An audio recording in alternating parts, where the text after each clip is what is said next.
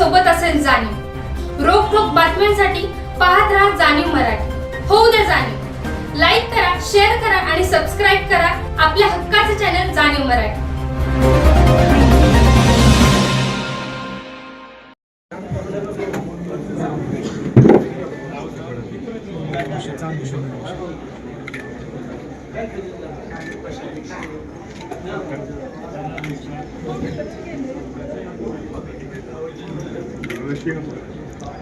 सगळे चुकीचे थांबले तर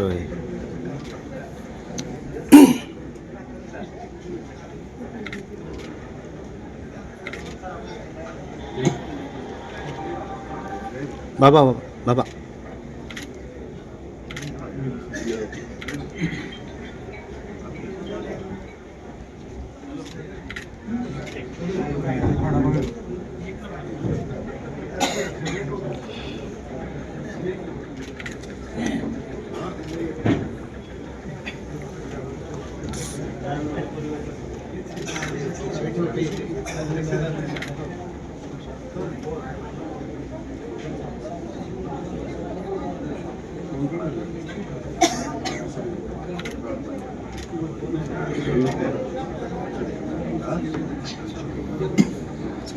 स्थापना दिवसाच्या कार्यक्रमानिमित्त उपस्थित असणारे आपले सगळ्यांचे नेते, राज्याचे सार्वजनिक बांधकाम मंत्री आदरणीय शिवेंद्र महाराज, कार्यक्रमाच्या निमित्तानं उपस्थित असणारे आपले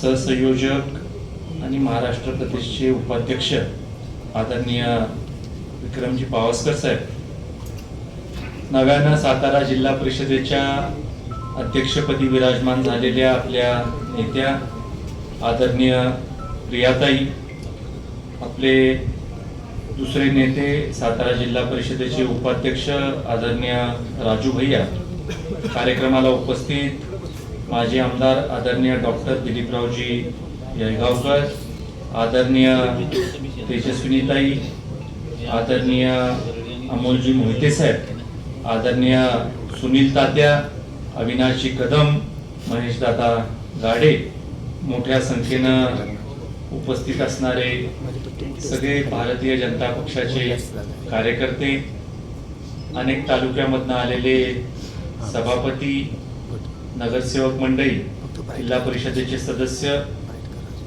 पत्रकार बांधव आणि माझ्या मित्रांनो, आजचा दिवस पक्षाच्या दृष्टीनं अत्यंत महत्वपूर्ण दिवस आहे।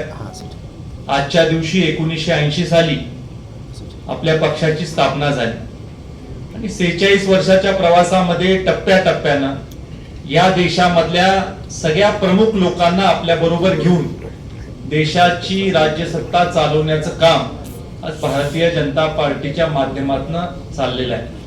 खऱ्या अर्थानं आपल्या पार्टीला पहिल्या निवडणुकीमध्ये 2च जागांवर यश मिळालं आणि त्यावेळेला भारतीय जनता पार्टीच्या कार्यकर्त्यांकडे पाहून अनेक लोक आपली टिंगल उडवायचे किंवा भारतीय जनता पार्टीला फक्त 2च जागा 543 मध्ये निवडून आणता आल्या याच्याबद्दल त्यांच्या मनामध्ये नैराश्य पेरण्याचा प्रयत्न देखील करायचे। पण परिस्थिती बदलत गेली, सातत्य पार्टीच्या कार्यकर्त्यांनी ठेवलं, पार्टीच्या कार्यकर्त्यांनी जिद्दीनं उभं राहण्याचं ध्येय ठेवलं आणि देशामधली परिस्थिती झपाट्याने बदलू लागली।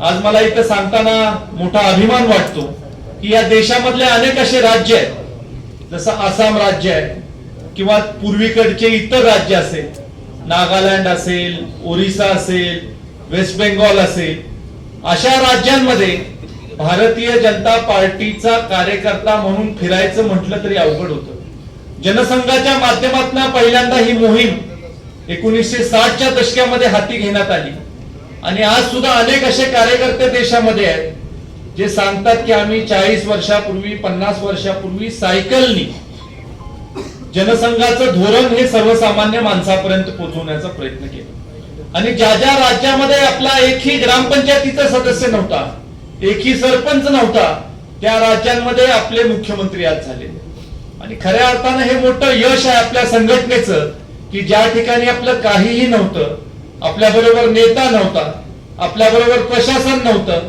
आपल्या बरोबर सरकार नव्हतं, अशा राज्याचा मुख्यमंत्री बनवण्याचं काम हे भारतीय जनता पार्टीने केलेलं आहे. आज खऱ्या अर्थानं अशा कार्यक्रमाच्या निमित्तानं मी आपल्याला सांगू इच्छितो की ज्या वेळेला स्वर्गीय अटलजींनी सुरुवात केली त्यावेळेला देखील परिस्थिती अत्यंत बिकट होती. त्यावेळेला सुद्धा अडचणीची परिस्थिती होती. आदरणीय अटलजी ज्या वेळेला सत्तेमध्ये आले त्यावेळेला 1999 साली एनडीएचं सरकार पहिल्यांदा देशामध्ये सत्तेमध्ये आलं आणि सत्तेमध्ये आल्यानंतर 4.5 वर्षामध्ये चांगल्या पद्धतीचं कामकाज या देशामध्ये करण्याचा प्रयत्न हा आदरणीय अटल बिहारी वाजपेयी साहेबांच्या नेतृत्वाखाली झाला. ज्या वेळेला न्यूक्लिअर टेस्ट आपल्या देशाने घेतल्या, अणुचाचणी आपल्या देशाने घेतली, त्यावेळेला देखील पोखरणमध्ये जी अणुचाचणी झाली ही अटल बिहारी वाजपेयी साहेबांच्या नेतृत्वाखाली झाली. जगामध्ये एक मोठं धाडस करण्याचं काम हे आपल्या देशाने त्यांच्या नेतृत्वाखाली केलं आणि नंतरच्या काळामध्ये देखील विरोधी पक्षात असताना सुद्धा सकारात्मक काम करत पक्ष बांधणी करण्याचं काम भारतीय जनता पार्टीच्या सर्वसामान्य कार्यकर्त्यांनी केलं. आपण जर का बघितलं तर भारतीय जनता पार्टीचं एक ट्रेडमार्क आहे किंवा भारतीय जनता पार्टीचा एक ब्रँड आहे की आपल्या नेत्यांवर कोणीही आक्षेप घेण्यासारखं काम आपले नेते करत. आज आपण मोदीजींकडे पाहिलं तर मोदीजींवर वैयक्तिक कुठलाही आरोप आजपर्यंत होऊ शकला नाही. देशाची राज्यसत्ता 11 वर्ष ज्यांच्या ताब्यात आहे त्यांच्यावर एकही आरोप हा वैयक्तिकरित्या त्यांना करता आलेला नाही. धोरणावर निश्चित त्यांनी टीका केली असेल किंवा सत्तेच्या विषयीच्या अनेक गोष्टींच्या बद्दल ते लोकसभेमध्ये किंवा समाजामध्ये बोलण्याचा त्यांनी प्रयत्न केला असेल, पण वैयक्तिक त्यांच्यावर कुठलीही टीका करण्याजोगी काम मोदीजींच्या माध्यमातून झालं नाही. आणि आज सुद्धा आपण जर का बघितलं तर मोदीजींच्या कुटुंबातले लोक हे कुठेही राजकारणामध्ये नाही, कुठेही राजकीय पदावर ते लोक नाही, कुठेही बोट ठेवण्यासारखं काम आज त्यांच्याकडून झाले. त्याच पद्धतीने आपल्या राज्याचे मुख्यमंत्री आदरणीय देवाभाऊंचं देखील आपण बघा, देवाभाऊंचा इंटरव्ह्यू 2019 साली घेतला होता आणि त्या 2019च्या इंटरव्ह्यू मधलं मी आपल्याला सांगतो की इंटरव्ह्यूच्या दरम्यान प्रेसच्या लोकांनी साहेबांना विचारलं, असं वाहनामध्ये प्रवास करत असताना इंटरव्ह्यू होता आणि त्याच्यामध्ये साहेबांना विचारलं की तुमची प्रॉपर्टी काय, तुम्ही मुख्यमंत्री झाल्यापासून 5 वर्षामध्ये वाढली का? त्यावेळेला त्यांनी सांगितलं की 5 वर्षामध्ये माझी प्रॉपर्टी थोडी कमी झाली, कारण काही ठिकाणच्या आम्ही जमिनी वगैरे विकल्या आणि माझी प्रॉपर्टी जी कागदावर आहे, जी ऍफिडेव्हिटला आपण फाईल करतो, ती प्रॉपर्टी माझी कमी झाली. आणि आपण बघा देवाभाऊंचा 5 वर्षाचा मुख्यमंत्री पदाचा कार्यकाल बघा, उपमुख्यमंत्री पदाचा 2.5 वर्षाचा कार्यकाल बघा, आत्ताचा त्यांचा मुख्यमंत्री पदाचा कार्यकाल बघा, एकही भ्रष्टाचाराचा आरोप व्यक्तिगतरित्या हा देवाभाऊंवर होऊ शकला. ही खासियत आहे आपल्या पक्षाची, आपल्या नेत्यांची, की आपल्या नेत्यांनी उच्च विचारसरणीनं काम करण्याच्या बाबतीमधलं धोरण हे आपल्या देशामध्ये, आपल्या राज्यामध्ये कायम ठेवलेलं. आणि त्यामुळे या पक्षाचे कार्यकर्ते म्हणून प्रामाणिकपणे आपण सगळ्यांनी पक्ष बांधणीच्या बद्दलचं काम केलं पाहिजे. सातारा जिल्ह्यामध्ये मला सांगताना आनंद होतो की ज्या वेळेला मागच्या जिल्हा परिषदेच्या निवडणुका झाल्या त्यावेळेला 7 जिल्हा परिषदेच्या जागा आपल्या निवडून आल्या होत्या आणि आज आपण बघताय की आता तर आकडा 35 झालाय, पण ठीक आहे 28 पर्यंत 27 पर्यंत ऑफिशियली आपण पोहोचलो आणि एक सदस्यांनी पाठिंबा आपल्याला दिला होता, म्हणजे 28 जागांपर्यंत, म्हणजे चौपट आपण वाढू शकलो. आणि काही ठिकाणी थोडस आपण लक्ष दिलं असतं तर कदाचित आपण देखील 35-37 पर्यंत जाऊ शकलो असतो. इतकं काठावर काही ठिकाणच्या आपल्या जागा देखील गेलेल्या. आणि आज आपल्या जिल्ह्यामध्ये मोठ्या प्रमाणावर ताकद भारतीय जनता पार्टीने दिलेली आहे. आज आपल्या जिल्ह्यामध्ये 2-2 मोठी मंत्रीपद आहेत. आज आदरणीय बाबा महाराजांना सार्वजनिक बांधकाम खात्याचं मंत्रीपद देण्यात आलेलं आहे. त्याचबरोबर आदरणीय जयाभाऊंना ग्रामविकास खात्याचं मंत्रीपद देण्यात आलेलं आहे. आणि मोठ्या प्रमाणावर ताकद याच्या माध्यमातून आपल्या जिल्ह्यामध्ये उभा करण्यामध्ये आपण यशस्वी झालेलो. शेवटी आपल्याला सगळ्यांनाच माहित आहे की आपण लग्नाच्या पंक्तीमध्ये बसलो आणि वाढपी आपला असला की आपल्याला जास्तीचं वाढलं जातं. आणि त्याच पद्धतीचं आज आपल्या जिल्ह्याची स्थिती आहे की 2-2 मोठी मंत्रीपदं असल्यामुळे झुकतं माप आपल्या जिल्ह्याला देण्याच्या बाबतीमधलं काम या दोन्ही नेत्यांच्या माध्यमातून होतं. आज आपल्या राज्याची प्रगती आपण जर का बघितली तर मोठ्या प्रमाणावर आपल्या राज्याची प्रगती चाललेली आहे. मुंबई महानगर परिसरामधली आपण प्रगती बघितली, मुंबई मेट्रो बघितली, सीलिंग बघितली, अटल सेतू बघितला, मुंबई मेट्रो बघितली, बुलेट ट्रेनचं काम बघितलं, तर प्रत्येक बाबतीमध्ये अग्रेसर काम करणारं सरकार म्हणजे आमचं महाराष्ट्र सरकार. आज आपल्या महाराष्ट्र सरकारने मुख्यमंत्री माझी लाडकी बहीण योजना घोषित केली. घोषित करून थांबलं नाही सरकार, तर मागच्या सरकारमध्ये ती योजना चालूच ठेवली आणि नवीन सरकार आल्यानंतर सुद्धा व्यवस्थितरित्या योजना चालू ठेवण्याचं काम, योजना चालू ठेवण्याचं धारिष्ट आपले नेते आदरणीय देवाभाऊंच्या माध्यमातून चाललेलं दिसलं. आज या मुख्यमंत्री माझी लाडकी बहीण योजना चालू ठेवण्यासाठी प्रचंड मोठा खर्च राज्य सरकारला करावा लागतो आणि तो खर्च करण्यासाठीची तरतूद करण्याचं धारिष्ट आपले मुख्यमंत्री आदरणीय देवाभाऊंनी दाखवलं. आणि सातत्यानं ते सांगतात, सभागृहामध्ये देखील त्यांनी सांगितलेलं आहे की मी मुख्यमंत्री आहे तोपर्यंत मुख्यमंत्री माझी लाडकी बहीण योजना ही मी चालूच ठेवणार. अशा पद्धतीचा आत्मविश्वास आज महाराष्ट्रातल्या जनतेला देणारा नेता म्हणजे आपले नेते आदरणीय देवाभाऊ आहे.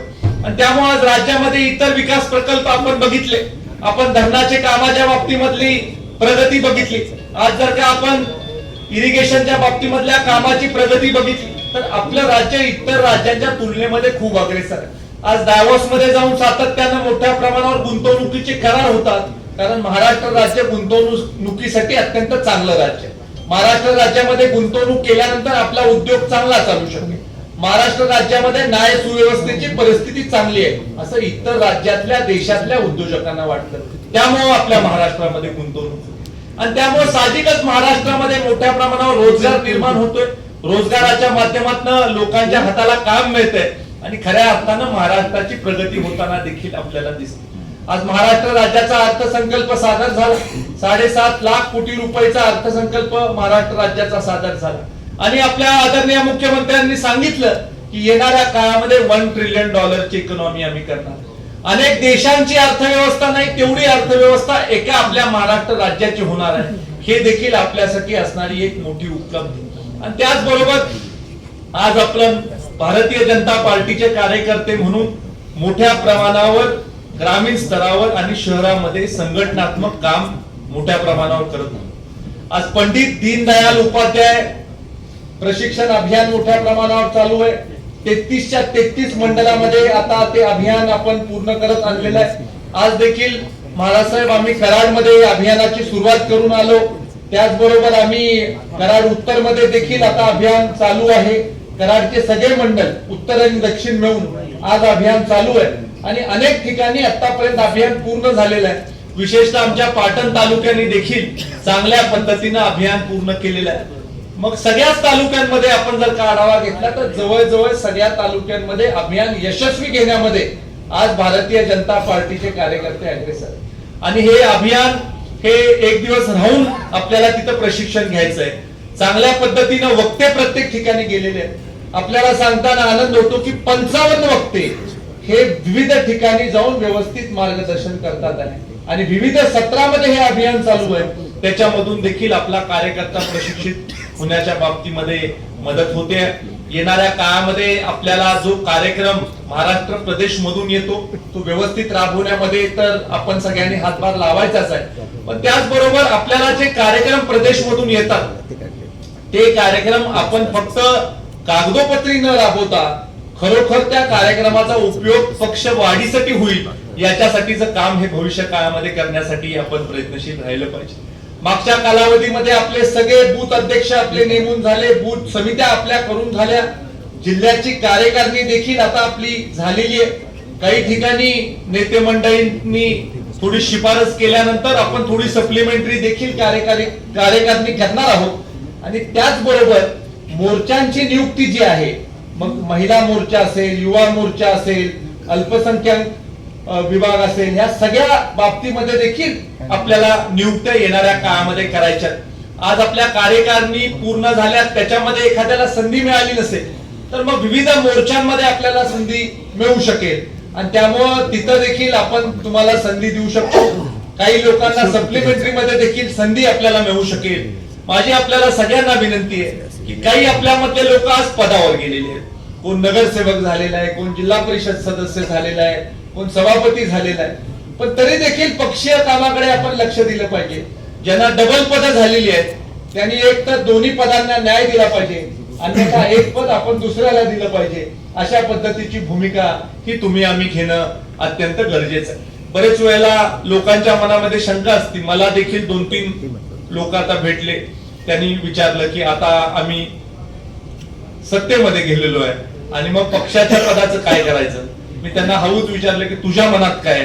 तर काही लोक म्हटले की दोन्ही आम्हाला चालतील, काही लोक असे म्हटले की ठीक आहे आता आम्हाला इकडे मिळाल्यामुळे आम्ही तिकडे न्याय देऊ शकणार नाही, त्यामुळे काही लोकांची अशी इच्छा होती की दुसऱ्याला तुम्ही केलं तरी चालेल. त्यामुळं तुम्ही मनामध्ये ठरवा की तुम्हाला पक्षाच्या पदाला न्याय देणं शक्य आहे का. जर का न्याय देणं शक्य असेल तर दोन्ही पदं ठेवा, आणि जर का न्याय देणं शक्य नसेल तर नवीन आपण तिथं नवीन दमाचा माणूस देऊ, चांगल्या पद्धतीने काम करू शकेल. विशेषतः मंडल अध्यक्षांना देखील माझी विनंती आहे की तुम्हाला तुमच्या मंडलमध्ये जी काही संघटनात्मक बांधणी करायची आहे ती संघटनात्मक बांधणी आपल्याला ताकदीनं केली पाहिजे. आपल्याला आपल्या नेते मंडळींच्या माध्यमातून मोठ्या प्रमाणावर मदत होते, याचा फायदा आपण आपल्या पक्षवाढीसाठी बूथवर वाढीसाठी आपण निश्चित स्वरूपी केला पाहिजे.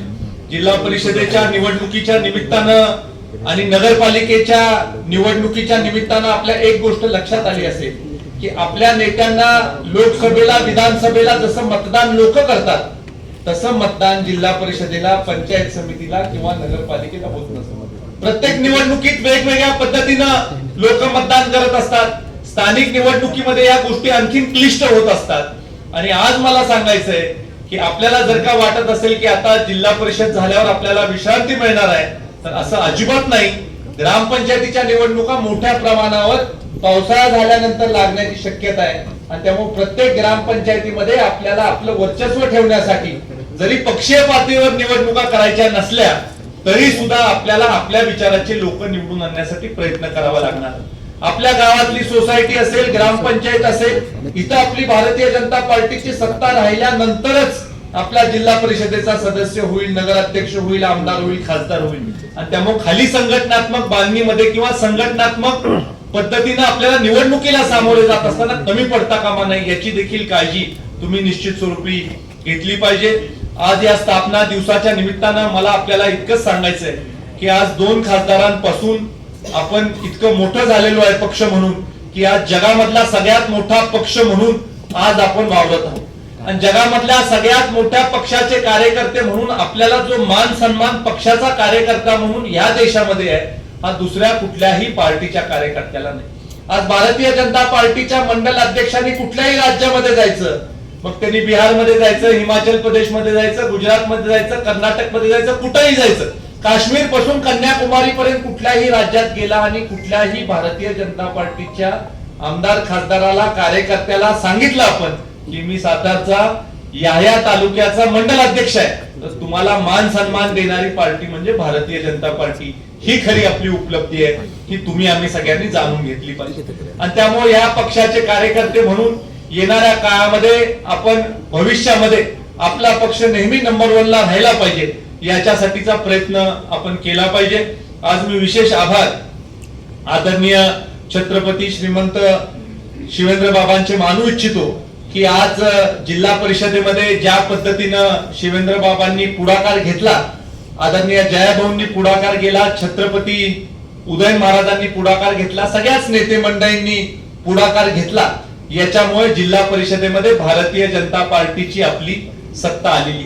अशक्यला शक्य करण्याची किमया आदरणीय बाबा महाराजांच्या नेतृत्वाखाली इथं दाखवण्यात आलेली आहे. आणि सातारा जिल्हा परिषदेवर पूर्णपणे वर्चस्व करून आज आपण जिल्ह्यामध्ये एक वेगळ्या प्रकारचा संदेश दिलेला आहे, राज्यामध्ये एक वेगळ्या प्रकारचा संदेश दिलेला आहे. आणि खऱ्या अर्थानं पहिल्यांदा सातारा जिल्ह्यामध्ये जिल्हा परिषदेचा अध्यक्ष आदरणीय प्रियाताईंच्या रूपाने आज भारतीय जनता पार्टीचा झालेला आहे, हे देखील आपल्यासाठी अत्यंत अभिमानाची गोष्ट आहे. मी आज या स्थापना दिवसाच्या निमित्तानं आपल्याला खूप खूप शुभेच्छा देतो. अशाच चांगल्या पद्धतीनं आपण पक्षाचं काम करत राहा. भारतीय जनता पार्टीचा कार्यकर्ता म्हणून स्वाभिमानाने तुम्ही ताठ मानेनी या समाजाचे प्रश्न सोडवण्याची भूमिका घ्या. आपल्याला आमच्या माध्यमातून जी काही मदत लागेल ती आम्ही प्रामाणिकपणे तुम्हाला करायचा प्रयत्न करू, एवढं सांगून थांबतो. जय हिंद, जय महाराष्ट्र. आहेत मी त्यांना विनंती करतो की त्यांनी स्टेज जवळ यावं. त्यांचा आपण पुस्तक आणि एक पुष्प देऊन सत्कार करायचा आहे. माननीय श्री आपळे काका.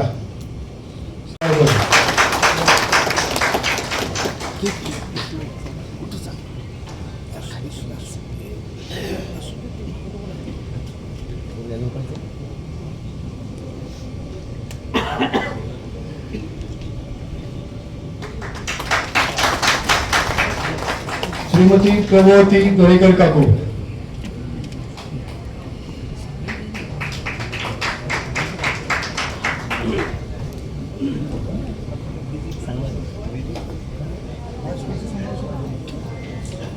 नगरसेवक श्री शंकरराव नावरे,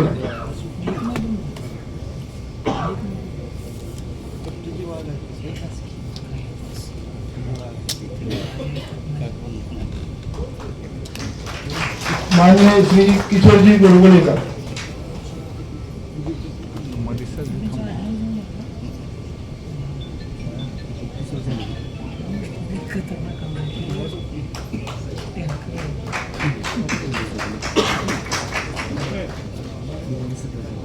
त्याचबरोबर मी विठ्ठलजी परिषदेवर आणि जयकुमार शिंदे यांना विनंती करतो की त्यांनी स्टेजवरच्या सर्व मान्यवरांना सांस्कृतिक वार्तापत्राचं संघर्ष यात्रा हे संघाच्या 100 वर्ष पूर्ण झाल्याच्या माहितीचं पुस्तक द्यावं.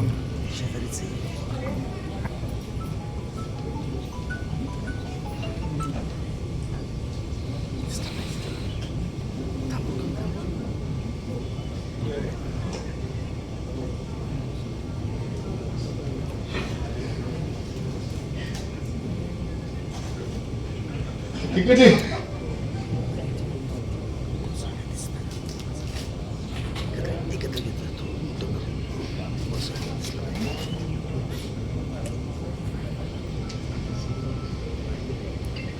हात खाली करा म्हणा.